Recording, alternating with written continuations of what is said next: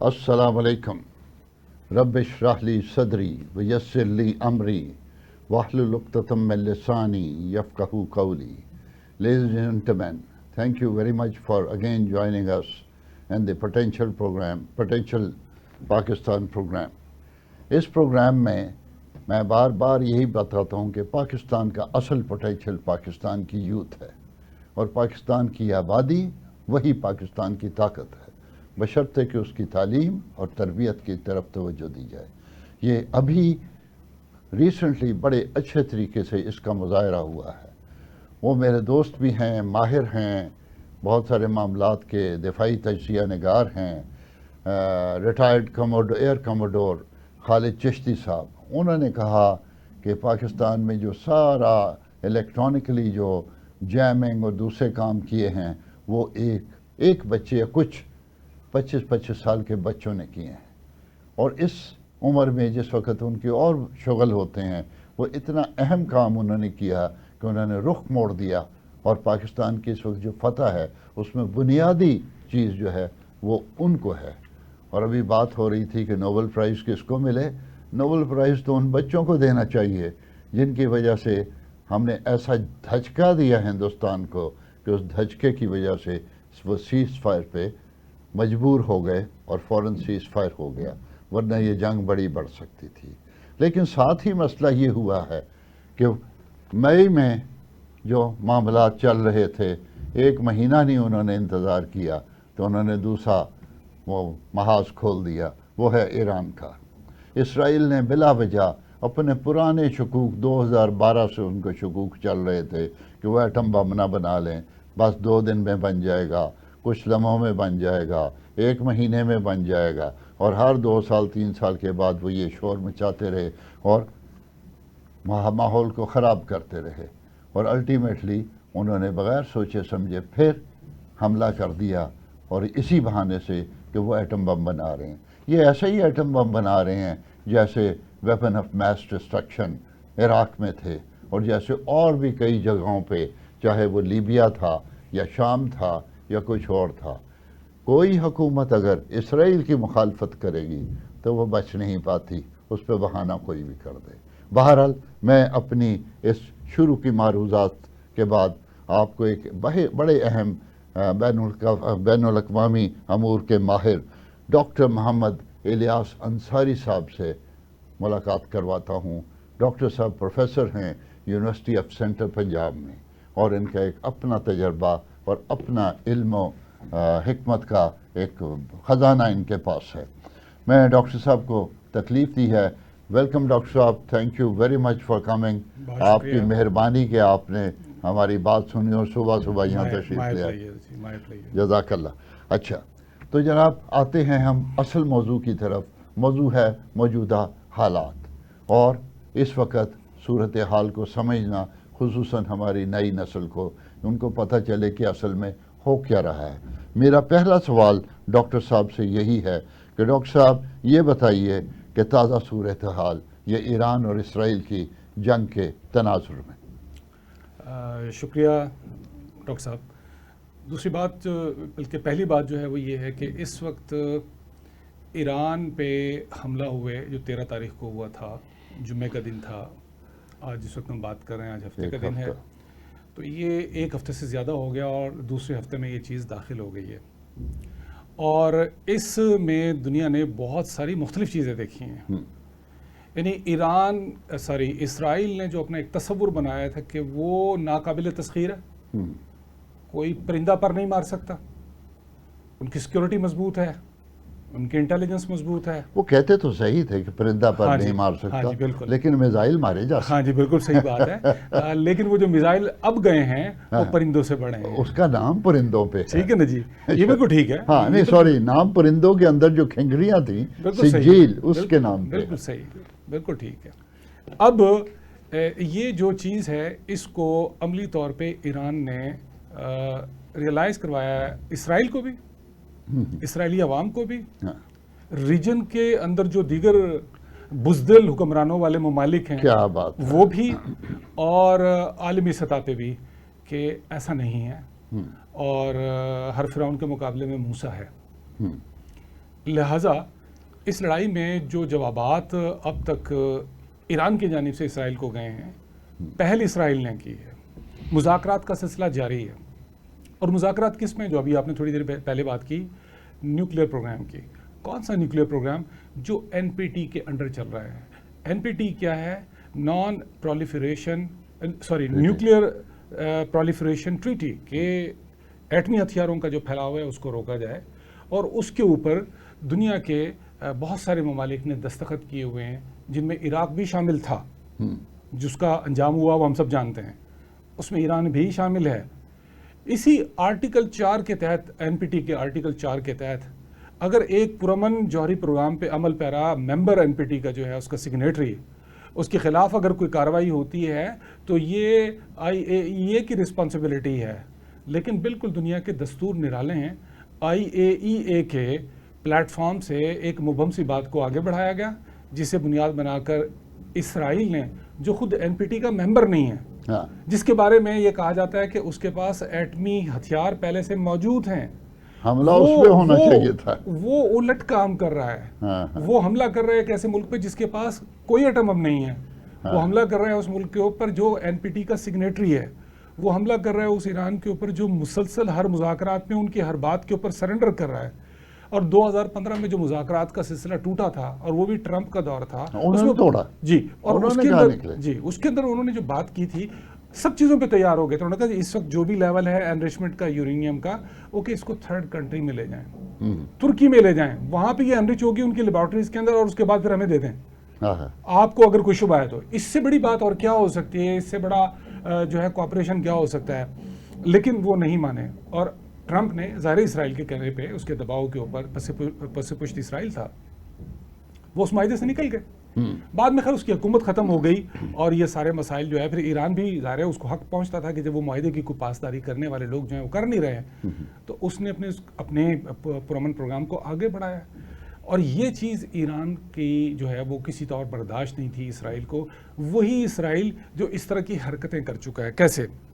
Early 80s کے اندر، 80 کی دہائی کے اوائل میں، اسرائیلیوں نے پہلی مرتبہ عراق کے اندر فرانس کی مدد سے قائم کیے جانے والے ایٹمی ری ایکٹر اور ان کے پروگرام کو ڈسٹرائے کر دی، جو کہ پرامن مقاصد کے لیے تھا. اور 17 منٹ میں وہ کارروائی کر کے سب کچھ اپنے چلے گئے. اور اس کے بعد پھر ان کو ہلہ شیری مل گئی.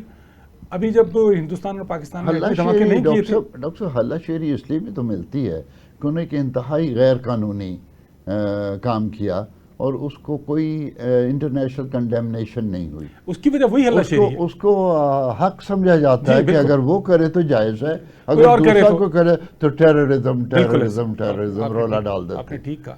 تو ڈاکٹر صاحب، اس کے اندر یہ تھا کہ اسرائیل نے اب اگلا ٹارگٹ پاکستان کو رکھا. اور پاکستان کو کس طرح سے ٹارگٹ رکھا کہ اس نے اندرا گاندھی کے دور میں شاید، یا راجیو گاندھی کے دور کے اندر، راجیو گاندھی تو جی غالباً راجیو گاندھی کے دور میں، لیکن ادھر جو ہے نا وہ ضیاء الحق کا دور. ہاں بالکل ٹھیک ہے، بالکل ٹھیک ہے. تو اس عرصے کے اندر وہاں پہ اسرائیل نے انڈیا کی مدد سے پاکستان میں کہوٹا کو ٹارگٹ کرنے کا پروگرام کیا، جو سمہاؤ پاکستان کو پتہ چل گیا. پاکستان نے میسج کنوے کر دیا کہ اگر اس طرح کی کوئی حرکت کی تو پھر ہم سیدھے تل ابیب اور دیمونا تک آئیں گے جہاں پہ آپ کا ایٹمی ریئیکٹر ہے، اور پھر ہمیں کوئی نہیں روکے گا. اس کے بعد سر وہاں پہ بات ختم نہیں ہوئی. 1998 کے ایٹمی دھماکوں سے پہلے بھی ایک دفعہ پھر ٹرائی کی گئی تھی، اور اس کو بھی اسی طریقے سے جو ہے وہ فائل کر دیا گیا تھا. اور ابھی ریسنٹ جو اٹیک ہوئے ہیں اس کے اندر اسرائیلی ایڈوائزرز وہاں پر موجود تھے. چلے وہ ڈائریکٹلی یہ جو ہمارے ڈرون اٹیکس ہوتے ہیں، بالکل یہ جو ساری چیزیں ہیں، اسرائیل کو جو ہے وہ جو خون لگا تھا وہ پاکستان میں پہلی مرتبہ اس کو اندازہ ہوا کہ اتنا آسان نہیں ہے. دانت کھٹے. اور اب انہوں نے اس طرف ایران کی طرف محاذ چھیڑ دیا. وہ ایران جس کے خلاف 79 سے، جب سے وہاں انقلاب آیا ہے، مسلسل وہاں پہ ایک مہم ہے پورے مغربی دنیا کی طرف سے، امریکہ کی قیادت میں، اور پورا مغرب. اور اصل میں مسئلہ یہ ایران نہیں ہے، مسئلہ بنیادی طور پہ اسلام ہے. اصل چیز اسلام ہے، اور باقی یہ سب چیزیں تو سپرفیشل ہیں، یہ سب بہانے ہیں سارے. اور ڈاکٹر صاحب، یہاں پہ جو فرقہ واریت ہوتی ہے یا شیعہ سنی کے معاملات کا، ایک تنظیم کچھ کر رہی ہے، دوسری کچھ کر رہی ہے، اس میں اصل بات تو یہ کہ ان کو توڑنا ہے. بالکل صحیح. اسلام کو توڑنا ہے. اور ہم تو اسلام کے میں ٹوٹ جاتے ہیں، کوئی شیعہ ہو جاتا ہے، کوئی سنی ہو جاتا ہے. اور وہ کیا کرتے ہیں کہ جب انہوں نے مارنا ہوتا ہے وہ یہ نہیں دیکھتے بالکل کہ نہیں دیکھتے یہ شیعہ ہے یا یا سنی، سنی، بالکل انہیں پتہ ہی یہ مسلمان ہے. بالکل ٹھیک. اور اس کی واضح مثال ہی ہے ہانیہ، ہاں اسماعیل ہانیہ سنی اور حسن نصر اللہ شیعہ، ہاں دونوں کو ٹارگٹ، دونوں ٹارگٹ کیا. اور ہانیہ کو شیعہ ایران کے اندر ٹارگٹ کیا. ایگزیکٹلی. اور کون ہانیہ جو اپنا جو حماس ہے، حماس کی مدد کون کر رہا تھا؟ ایران شیعہ. اور حسن نصر اللہ یعنی حزب اللہ شیعہ، بالکل. اور حوثی بالکل شیعہ. جی. سنی تو کوئی مدد ہی نہیں کر رہا تھا. اور ڈاکٹر صاحب یہ بھی ہے کہ ہمارے ملک پاکستان میں وہ کسی کے منہ سے پھوٹتا نہیں کہ وہ کہیں کہ یہ دیکھیں یہ مسلم اتحاد ہے، بالکل، اور ایک دوسرے کی مدد کر رہے ہیں. ایسے. لیکن اگر ذرا سا آپس میں کچھ ہو جائے تو اس کو شور مچاتے ہیں کہ جو ٹوٹ گئے. بالکل. عوام کو ویسے جنرلی پتہ ہونا چاہیے کہ ہم ٹوٹے ہوئے نہیں ہیں، ہم جڑے ہوئے ہیں الحمدللہ. اچھا سوری جی. تو ہم بات کر رہے تھے اس نے یہ مئی کے اندر 2025 میں جو اٹیک کیا انڈیا نے، اس میں اسرائیلی معاونت بھی شامل تھی، ٹیکنالوجی بھی شامل تھی، انٹیلیجنس بھی شامل تھے، ان کے ایڈوائزرز بھی شامل تھے، ان کا اسلحہ بھی شامل تھا. اور مقصد یہی تھا کہ کسی طریقے سے ایک مضبوط پاکستان اسلامی ملک اس کو جو ہے اس کے ایٹمی پروگرام کو جو ہے وہ ڈسٹرائے کرنے میں بھرپور انڈینز کی مدد کی جائے. وہی انڈیا جس کے ایران کے ساتھ بہت اچھے تعلقات تھے، آج دیکھیے کہ وہی انڈیا اسرائیل کے ساتھ کھڑا ہے، آپ کے ساتھ مسلمانوں کے ساتھ نہیں کھڑا. اور یہ ان کی اندرونی نفرت کا کھلا اظہار ہے. بات ہماری ذرا تھوڑی سی کسی اور سمت میں چلی گئی. نہیں ڈاکٹر صاحب یہ بڑا ضروری ہے بات کرنا جی کہ میں تھوڑی سی ہسٹری میں جاؤں گا. جی. مجھے یاسر عرفات کا دور یاد ہے. جی. یاسر عرفات خود پریفر کرتے تھے انڈیا کو. بالکل ایسے ہی. اور ابھی بھی جو فلسطین اتھارٹی ہے محمود عباس کی، وہ ابھی بھی انڈیا کے ساتھ کھڑے. جو ٹوتھ لیس فلسطین اتھارٹی ہے، جو ٹوتھ لیس جو اتھارٹی ہے، وہ ابھی بھی انڈیا کو پریفر کرتی ہے کیونکہ انہوں نے کرنا خود بھی کچھ نہیں. اچھا انڈیا کا ایران کے ساتھ بھی بڑا تعلق تھا.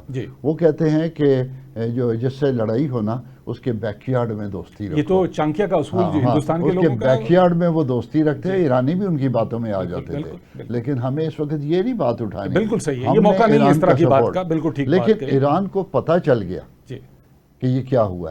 تو اس میں آگے سوال کرنے سے پہلے میں تو ایک ذہن میں آ گیا کہ سنا ایران میں کافی سارے لوگ جاسوسی کے الزام میں پکڑے گئے ہیں، اور اس میں را کے ایجنٹ بھی ہیں جو انڈینز ہیں، اور ایک کو شاید پھانسی بھی ہے. مجھے پکی خبر نہیں ہے، آپ بتائیے کوئی. دیکھیے اس میں یہ باتیں میڈیا میں تو آ رہی ہیں کہ ان میں سے انڈینز بھی موجود ہیں ابھی، لیکن یہ کوئی ویریفائڈ چیز نہیں ہے. مسئلہ یہ نہیں ہے کہ اس میں انڈینز ہیں یا نہیں ہیں.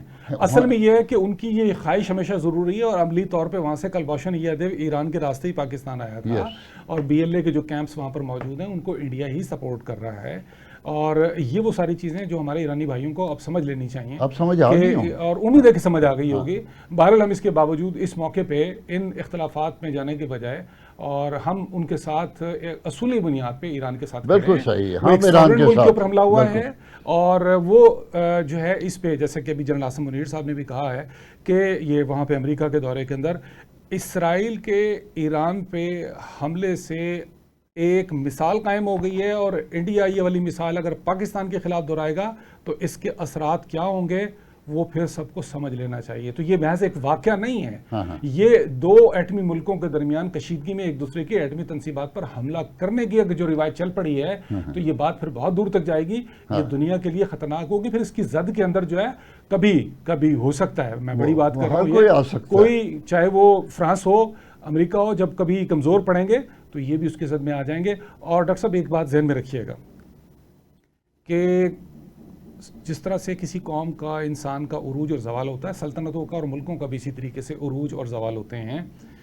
کیمبرج یونیورسٹی کا ایک سینٹر ہے جو تحقیق کرتا ہے جو اقوام یا ممالک یا امپائرز جو ہیں ان کے زوال کے حوالے سے، عروج کے حوالے سے، بالکل اس حوالے سے ان کی جو ایک ایوریج انہوں نے نکالی ہے وہ یہ کہ کچھ 300 کچھ سال کی ایک اوسط نکلتی ہے کسی بھی امپائر کی لائف کی. امریکہ جو ہے وہ 1492 کے بعد بننا شروع ہو گیا تھا، جب اسپین کے اندر آخری مسلمان حکمران عبداللہ کی حکومت کا خاتمہ فرڈینینڈ نے اور آئزابیلا نے کیا تھا، اور کرسٹوفر کولمبس آئزابیلا کے زیور لے کے اس کو بیچ کے اس کی مدد سے وہ پہنچا تھا نئی سرزمین تلاش کرنے، بیسیکلی انڈیا تلاش کرنے، لیکن وہ پہنچ گیا ایک نیو لینڈ پہ، اور وہاں یہ جو واقعہ ہے یہ بنتا ہے 1492 کا. 1492 کا. اب یہ تقریباً 500-550 سال ہو گئے ہیں. یقیناً امریکہ نے جو عروج حاصل کیا ہے وہ بعد میں جا کر حاصل وہ تو کیا ہے، 200 سال سے. ٹھیک ہے نا جی.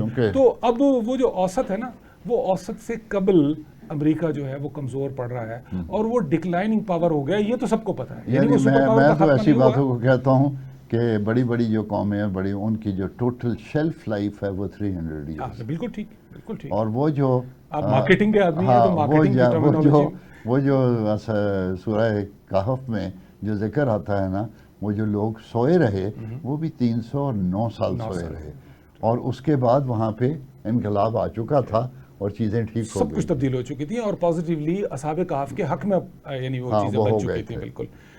تو coming back to the point کہ یہ جو ساری صورتحال ہے، اس صورتحال میں جو مغربی قومیں ان کا جو زوال ہے وہ اپنے زوال کی طرف جا رہی ہیں. اب ملٹی پولر اسٹیٹس اور پاورز سامنے آ رہی ہیں. روس ہے،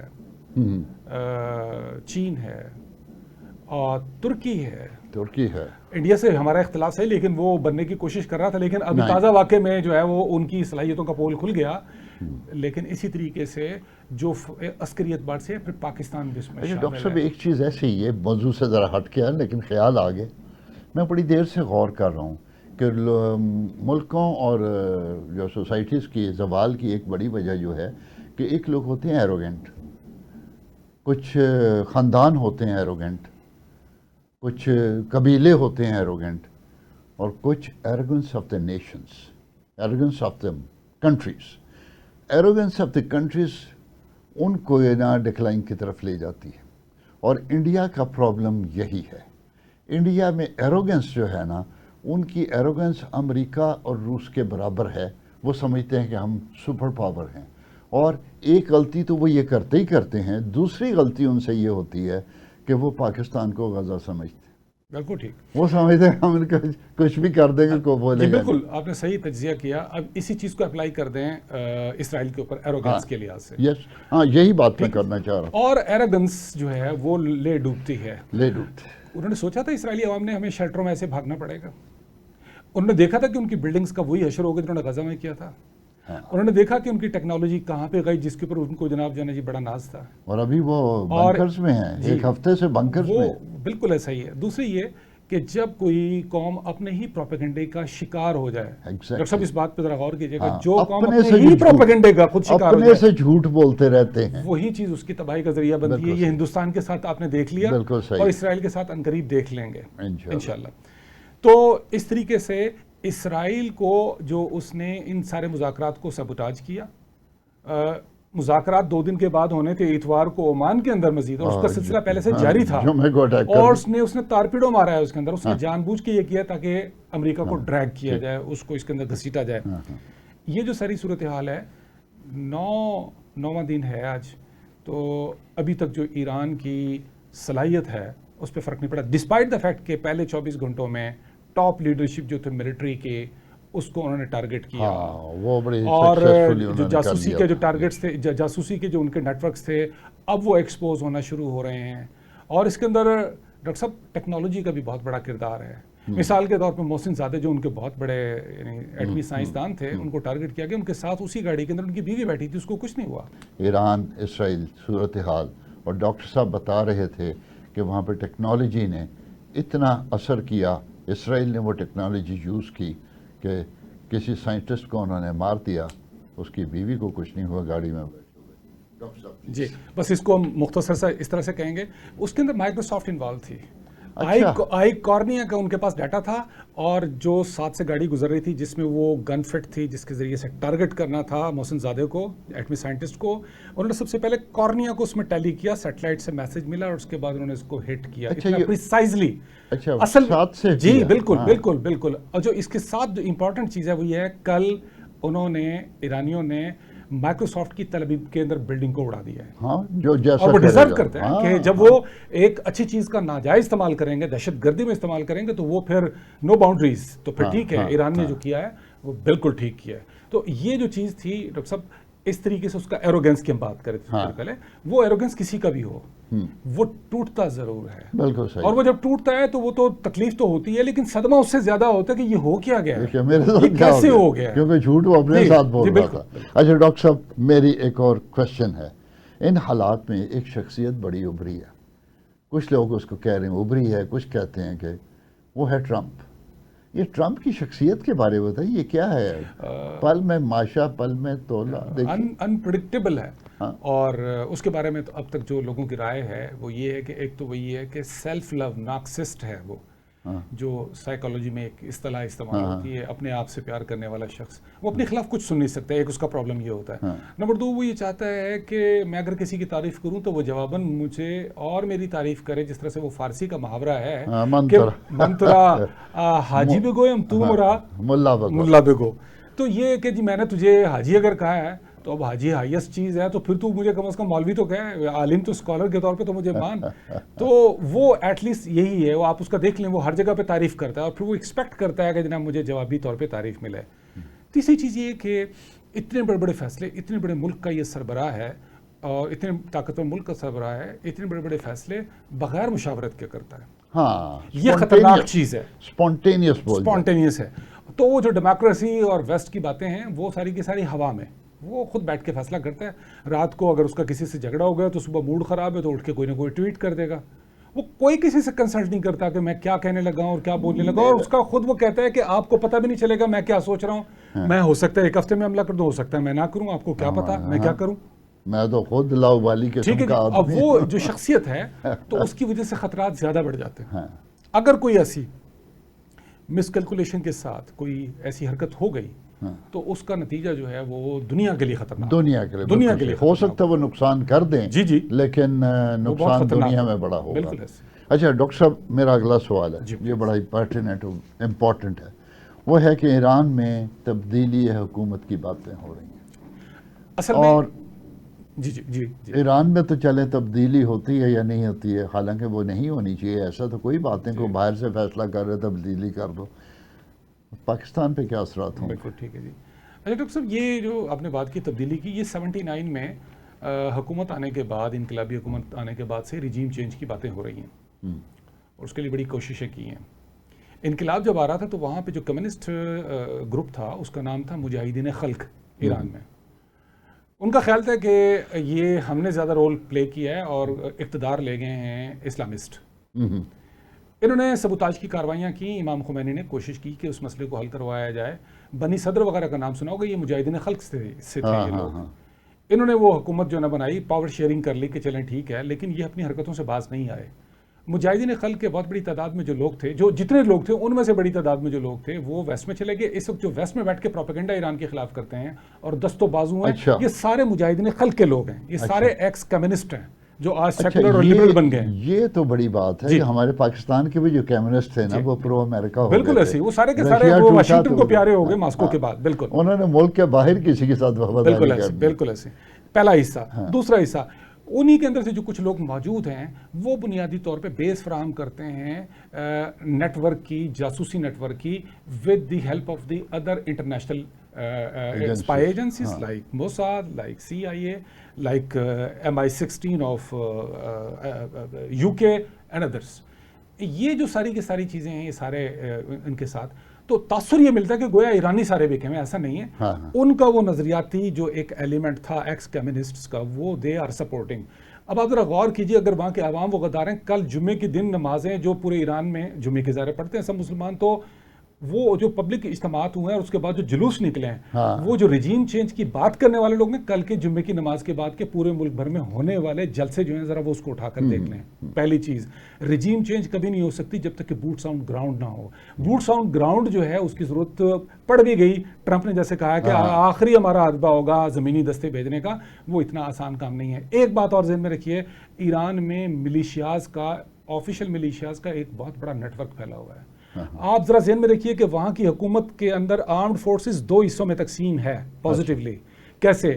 وہ جو شاہ کی چھوڑی فوج تھی، امام خمینی نے ڈیسائیڈ کیا کہ یہ فوج ایز اٹ از رہے گی، اس میں سے وہ ایلیمنٹ جو پرو ویسٹ تھا ان سب کو پھانسیاں دے دی گئی تھیں، اور آہستہ آہستہ ان کو رکھا، ان پہ شکوک و شبہات تھے کہیں یہ کچھ کام نہ کرے. اس کے پیرالل پاسداران انقلاب بنائی گئی، وہ جو سب سے زیادہ اسٹرانگ ہے، اس کی الگ آرمی ہے، اس کی الگ نیوی ہے، اس کا الگ نیوکلیئر پروگرام ہے، اچھا، اس کا الگ بیلسٹک میزائل پروگرام ہے، اس کا ہائپرسونک پروگرام الگ ہے، اور جو وہ روایتی فوج ہے وہ اس سے بارو کرتی ہے. یہ پہلے اس وقت جو آرمی چیف ابھی بنائے گئے ہیں، پچھلے جو شہید کیے گئے ان کے مقابلے کے اندر یہ پہلی مرتبہ ہے کہ جو یہ ایران کی جو آرمڈ فورسز ہیں وہ جو شاہ کے زمانے سے چلی آ رہی تھی اس میں سے پہلی مرتبہ کوئی شخص لیا گیا ہے. اچھا، اس سے پہلے سارے کے سارے اسلامک پاسداران انقلاب سے ہوتے تھے، ہمارے لوگوں کو پتہ نہیں ہے یہ، اور ہر ایک کا الگ الگ سیٹ اپ ہے، اور سینکڑوں ملیشیاز ہیں انسائیڈ دی ایران جو ہر چیز کے اوپر نظر رکھتی ہیں. So this is not possible the regime change. اور وہ جو شاہ کے بیٹے کو بار بار دکھا رہے ہیں، وہ دیوار گریا پہ جا کے گریا ازاری کر رہا ہے اور جناب یہودیوں کو دکھا رہا ہے، آپ اندازہ لگائیے، دکھا کے تو اور خلاف کر رہے ہیں وہاں کے عوام تو اس کے نتیجے میں یہ امکان نہیں ہے. ہاں، ہر ملک میں اپنی حکومت سے اختلاف کرنے والے لوگ موجود ہوتے ہیں، وہاں پر جو ہے وہ لبرل بھی موجود ہیں، وہاں پہ سیکولر بھی موجود ہیں. اور انٹرسٹنگلی جو پچھلے وہ حکومت کے خلاف مظاہرے ہوئے تھے، ان مظاہروں کا جو اس کو بڑا دنیا کے اندر چرچا کر کے انہوں نے پوری مغربی میڈیا نے دکھایا تھا، اور ہر ملک میں ہوتے ہیں وہ، اس کے اندر وہ جو بعض خواتین نے بے لباسی کی شکل اختیار کر لی تھی، وہ بنیادی طور پر وہ بیسیکلی وہ پارسی مذہب کے سے تعلق رکھنے والے نان مسلم تھے، وہ جن خواتین نے یہ والی حرکت کی. تو وہ آپ پورے ایران کو ریپرزینٹ کریں اس کی بنیاد پہ، یہ غلط چیز ہوگی. اس لیے ہمارے ہاں جو ویسٹرن میڈیا سے چیزیں لی جاتی ہیں لوگوں کو پتہ نہیں ہے، لیکن یہ تو رجیم چینج جو ہے وہ تو مجھے نظر نہیں آ رہی. اور اگر خدا نخواستہ ہوتی ہے تو اس کا نقصان کیا ہوگا؟ یہ ہم دوسرا اس کے چلیں ہائپوتھیٹیکلی ہم بات کرتے ہیں. اس کا نقصان پھر یہ ہوگا کہ یہاں پر ایک پرو اسرائیل گورنمنٹ ہوگی، اور پرو اسرائیل میں نہیں، دوسری طرف سے انڈیا.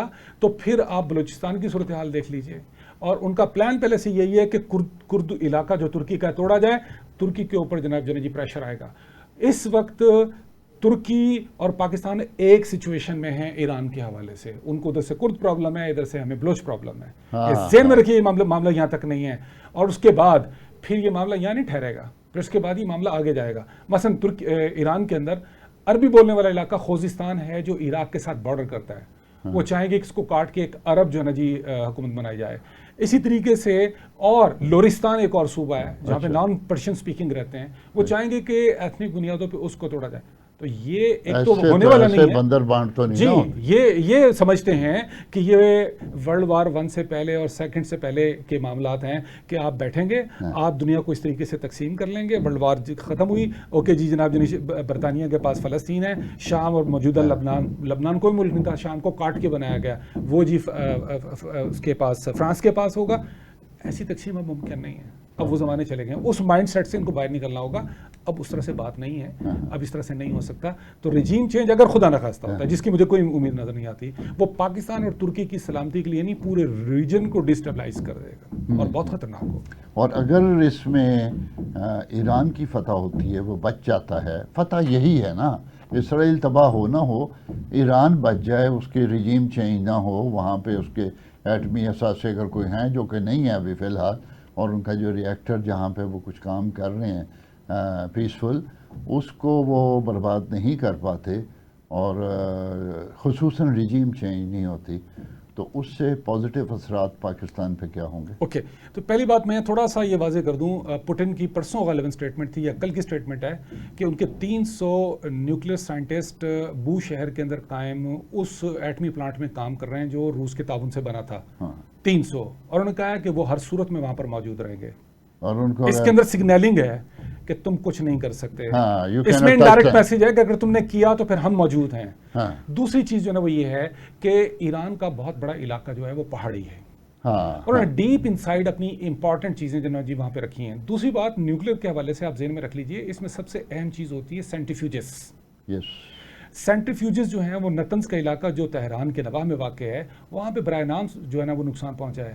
اور آپ جانتے ہیں ڈیکوائے ہوتے ہیں. ڈیکوائے یہ کہ جی آپ ظاہری طور پہ پلانٹ دکھا دیں کہ یہ ہمارا کام ہو رہا ہے اور کچھ چھوٹا موٹا رکھ بھی دیں وہاں پہ، اور ایکچولی کام آپ کہیں اور کر رہے ہوتے ہیں. So that is what Iran is already doing. Bunker buster جو امریکہ کے پاس تیار ہے، اسرائیل کے پاس بھی ہے، لیکن وہ 30 فٹ سے زیادہ گہرائی میں نہیں جا سکتا. یا 60 فیٹ تک ہے شاید، مجھے اب صحیح یاد نہیں آ ہاں رہا، اور وہ 200 فیٹ تک کا جو ہے وہ ایران کے امریکہ کلیم کرتا ہے. انہوں نے اس سے بھی کہیں زیادہ ڈیپ جو ہے وہ پہاڑیوں کے اندر اپنے وہ سارے میزائل سٹی بنائے ہوئے ہیں جہاں پہ پورے کی پوری پروڈکشن بھی جاری ہے، ان کی اسٹوریج بھی جاری ہے، وہ ساری فیسلٹیز بھی شامل ہیں، اور نیوکلیئر جو پیسفل پروگرام ہے ان کا وہ بھی اس کے اندر جاری ہے. تو یہ جو ساری صورتحال ہے، اس صورتحال میں سرفیس کے اوپر وہ بلڈنگوں کو نقصان پہنچا سکتے ہیں، وہ کچھ اور چیزوں کو نقصان پہنچا سکتے ہیں، کیوس کریٹ کرنے کے لیے ہاسپٹلس کو ٹارگٹ کر سکتے ہیں. انہوں نے کیا بھی ہے اس طریقے سے، انہوں نے یونیورسٹیز کو ٹارگٹ کیا ہے، تو پھر اس کے جواب میں اسی طریقے سے ایران بھی کرتا ہے جو کہ ٹھیک کر رہا ہے. تو اس لیے ایسا ہرگز نہیں ہے کہ پتھر کے گھر میں بیٹھ کے آپ سمجھیں کہ صرف نقصان جو ہے نا جی دوسرے کا ہوگا، پھر آپ کا بھی نقصان ہوگا، یعنی اسرائیل کا بھی نقصان ہوگا. اس اعتبار سے آپ نے جو بات کی، فتح یہی ہے جی کہ اگر ان کے پاس وہ انٹیکٹ رہتا ہے ان کا ریجیم اور وہ سب کچھ بے شک ویکن ہو جائے، تو اس کے نتیجے میں جو پھر فائدہ ہوگا وہ کیا ہوگا؟ ہمیں کیا فائدہ کیا ہوگا؟ خود ایران کو کیا فائدہ ہوگا، خود پاکستان کو، ہم نیبر جو ہے بطور مسلمان بھی، ہمیں فائدہ یہ ہوگا کہ وہ جو ٹیررسٹ کیمپس، یہ جو سیکولر نیشنلسٹ BLA ہے، یہ سارے کے سارے اور اس طرح کے جو ایلیمنٹس ہمارے ہیں وہاں پر موجود ہیں، ان کو اب ایران سمجھ آ جائے گی، وہ وہاں پہ ان کی بیسز اب ختم ہوں گے، سپورٹ ختم ہو جائے گی. یہ پاکستان کے استحکام کے لیے ایک پازیٹیو پوائنٹ ہوگا.